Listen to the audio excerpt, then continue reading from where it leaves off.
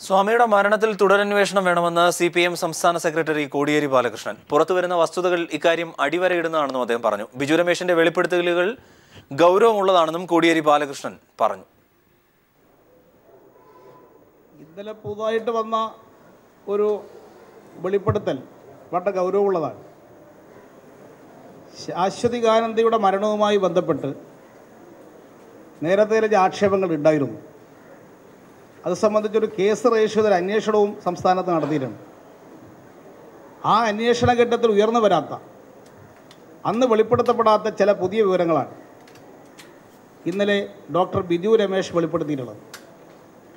ഇതിൻ്റെ അടിസ്ഥാനത്തിൽ സംസ്ഥാന പോലീസ് അത് സംബന്ധിച്ചൊരു ഫർദർ ഇൻവെസ്റ്റിഗേഷൻ നടത്തണം. ഒരു സ്പെഷ്യൽ ടീമിനെ നിശ്ചയിച്ചുകൊണ്ടുള്ള ഒരു ഫലപ്രദമായ അന്വേഷണം നടത്തി ഈ ആരോപണത്തിൻ്റെ നിജസ്ഥിതി കണ്ടെത്തി ഈ ഉന്നയിച്ചിരിക്കുന്ന ആരോപണം അതിൻ്റെ വസ്തുതകൾ എന്താണെന്ന് ജനങ്ങളുടെ മുമ്പിൽ തെളിയിക്കപ്പെടേണ്ട ബാധ്യത സംസ്ഥാന ഗവൺമെൻറ്റുണ്ട്.